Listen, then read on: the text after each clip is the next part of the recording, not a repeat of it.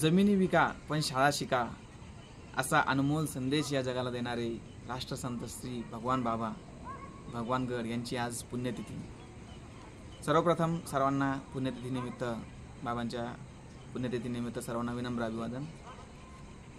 आणि त्यांनी दिलेल्या संदेशाप्रमाणे भगवान बाबा यांनी जो आपला समाज आहे, म्हणजे त्यांच्या काळात जेव्हा आपला समाज पूर्ण मागासलेला होता, जातीपाती, धर्मव्यवस्था, त्यानंतर अंधश्रद्धा, नवसायास, भटक्या जमाती, अशा या एक ना अनेक कारणांमध्ये अडकलेल्या समाजाला भगवान बाबांनी त्या काळात शिक्षणाचे महत्त्व पटवून देण्यासाठी आपल्या कीर्तनाच्या माध्यमातून गावोगावे जाऊन जी म्हणजे समाज घडवण्याचे जे काम बाबांनी केलेलं आहे, तर त्या कामात म्हणजे त्यांनी जे कार्य केले की या समाजाने पुढे जावे, सुशिक्षित व्हावे, अंधश्रद्धेच्या बळी न पडता या समाजाने मोठ्या म्हणजे प्रगती करावी, हे जे ध्येय उद्देश बाबांनी जे समोर ठेवलेलं होतं, तर आपण त्या मार्गाने वाटचाल करायला पाहिजे।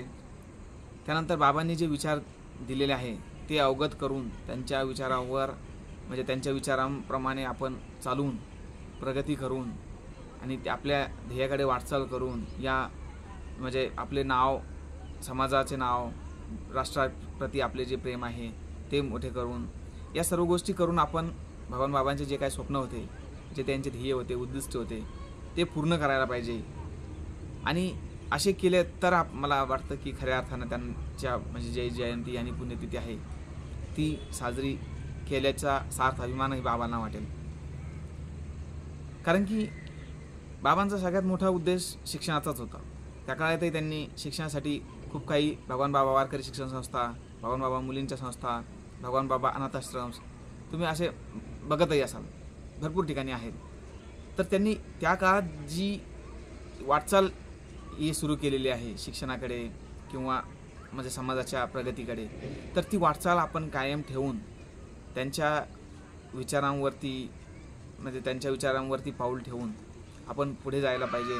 आणि मला वाटतं हीच बाबांना खऱ्या अर्थाने त्यांची बाबांची पुण्यतिथी आणि बाबांची सेवा बाबाला आपण समर्पित करूया। चला तर मग बाबांच्या पुण्यतिथीनिमित्ताने आज दिनांक 14 जानेवारी या दिवशीपासून एक संकल्प करूया की आपण स्वतःही आणि आपल्या आजूबाजूला जे कोणी अशिक्षित किंवा शिक्षणापासून वंचित राहणारा जो वर्ग आहे किंवा मागासलेला जो वर्ग आहे, त्यांनाही शिक्षणासाठी प्रोत्साहित करूया, त्यांना मदत करूया। जे का रंजले गांजले त्यासी म्हणे जो आपुले, देव तेथेची जाणावा, साधू तोची ओळखावा, अशी या म्हणजे एक महान कडव्याप्रमाणे आपण समाजसेवेमध्ये फुल ना फुलाची पाकळी सहभाग आपण घ्यायला पाहिजे।